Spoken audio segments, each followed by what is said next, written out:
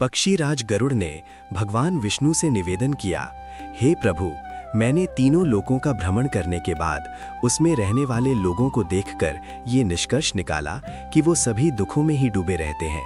मेरा अंतःकरण पीड़ा से भर गया है। स्वर्ग में दैत्यों की शत्रुता से भय है, पृथ्वी लोक में मृत्यु, रोग तथा अभिषित वस्तु के वियोग से, पाताल लोक में रहने वाले नाग आदि को मेरे भय से दुख बना रहता है। लोक कल्याण के लिए गरुड़ा द्वारा पूछे गए प्रश्नों का भगवान विष्णु द्वारा समाधान का सार इस वीडियो के माध्यम से पेश करने का प्रयत्न किया गया है। पक्षीराज गरुड़ भगवान विष्णु जी से पूछते हैं, हे प्रभु, आप ये बताने की कृपा करें कि 1.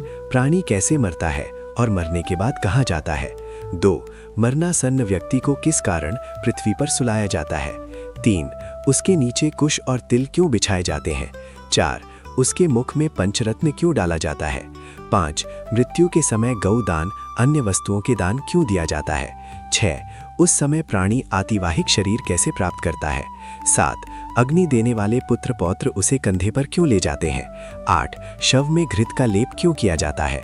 9. शव के उत्तर दिशा में यम सूतक का पाठ क्यों किया जाता है। 10. मरे हुए व्यक्ति को पीने के लिए जल एक ही वस्त्र धारण करके क्यों दिया जाता है। 11. शव का दाह संस्कार करके उस व्यक्ति को अपने परिजनों के साथ बैठकर भोजन आदि क्यों नहीं करना चाहिए। 12. मृत व्यक्ति के पुत्र 10वें दिन के पहले किस लिए 9 पिंडों का दान देते हैं। 13. शव का दाह संस्कार तथा उसके अनंतर जल तर्पण की क्रिया क्यों की जाती है। किस विधान से पितरों का पिंडदान देना चाहिए। 15. उस पिंड को स्वीकार करने के लिए उनका आवाहन कैसे किया जाता है। 16. दाह संस्कार के बाद अस्थि संचयन और घट फोड़ने का विधान क्यों है। 10वें दिन शुद्धि के लिए सभी परिजनों के साथ खाना तथा पिंडदान क्यों करना चाहिए।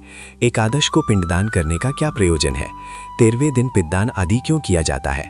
वर्ष पर्यंत 16 श्राद्ध क्यों किए जाते हैं। हे प्रभु, मनुष्य का शरीर अनित्य है और समय आने पर ही मरता है, किंतु मैं उस छिद्र को नहीं देख सकता जिससे जीव निकल जाता है। प्राणी के अपने जीवन काल में किए गए पाप, पुण्य, दान आदि शरीर के नष्ट हो जाने पर उसके साथ कैसे चले जाते हैं। मरे हुए प्राणी के लिए स्पिंदीकरण क्यों होता है। जो मनुष्य पापी, दुराचारी अथवा हतबुद्धि है, मरण के बाद वे किस स्थिति को प्राप्त होते हैं। हे उपेंद्र, मनुष्य की मृत्यु के समय उसके कल्याण के लिए क्या करना चाहिए। मृत्यु और शमशान भूमि तक पहुंचने की कौन सी विधि है। चिता में शव को जलाने की क्या विधि है। तत्काल तथा विलंब से उस जीव को कैसे दूसरी देह प्राप्त होती है। यमलोक संयमनी नगरी को जाने वाले के लिए वर्ष पर्यंत कौन सी क्रियाएं करनी चाहिए। दुर्बुद्धि अथवा दुराचारी व्यक्ति की मृत्यु होने पर उसका प्रायश्चित क्या है। पंचक आदि में मृत्यु होने पर पंचक शांति के लिए क्या करना चाहिए। बहुत से पापों को करने पर भी इस संसार को पार कर प्राणी आपको कैसे प्राप्त कर सकता है। हे देव, आप मेरे इस संपूर्ण भ्रम को विनिष्ट करने में समर्थ हैं। मैंने आपसे ये सब लोक मंगल की कामना से पूछा है, मुझे बताने की कृपा करें। श्री कृष्ण जी गरुड़ से कहते हैं, हे पक्षीराज, तुमने जो मानव कल्याण के लिए अपनी जिज्ञासा व्यक्त की है वह सर्वश्रेष्ठ है। अब इसका समाधान सुन। जब मनुष्य अपने पिछले जन्म के अच्छे बुरे कर्म के संचित परिणामों को भोगता हुआ और इस जन्म में कर्म करता हुआ वर्णासन्न अवस्था को पहुंच जाता है तो शरीर में कई रोग उत्पन्न होते हैं। एक अचानक सर्प की भांति वह मौत के जकड़न में बंधता चला जाता है। वह घर में असह्यहीन, अपाहिज, शारीरिक मानसिक पीड़ाओं से पीड़ित, फिर भी जीने की मन में इच्छा को लेकर दुखदायी जीवन व्यतीत करता है। जब मरणासन्न व्यक्ति की इंद्रियों का समूह व्याकुल हो जाता है, चेतन शरीर जड़ीभूत हो जाता है, तब अंतिम क्षणों में एक अलौकिक चेतना आती है जिसमें सभी लोग एक जैसे दिखते हैं। उस समय वह कुछ बोलने योग्य नहीं रहता और प्राण शरीर को छोड़कर यमराज के दूतों के साथ चल देते हैं। जब प्राण शरीर को छोड़ते हैं तो बहुत कष्टदायी होते हैं और ऐसा दर्द होता है जैसे 100 बिच्छुओं ने डंक मारा हो। उसके मुंह में झाग बनती है और सारा मुंह थूक से भरने लगता है।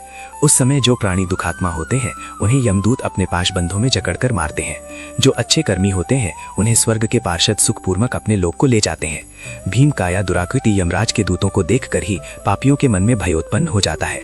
हाहाकार करता हुआ अंगूठे के नाप जितना मृत मनुष्य अपने घर को देखता हुआ यमदूतों द्वारा घसीटा हुआ रास्ते में अनेक यातनाएं सहता हुआ यमराज के सामने ले जाया जाता है।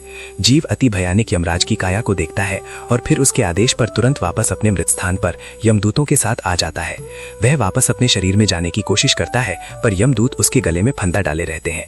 उसे भूख और प्यास बहुत सताती है और बहुत रोता है। अपने पुत्रों द्वारा अर्पित की हुई चावल की खीलों को वह खाता है, फिर भी भूख नहीं मिटती। जिन आत्माओं को ये खीलें नहीं मिल पाती वह सुनसान जंगल में भटकती रहती हैं।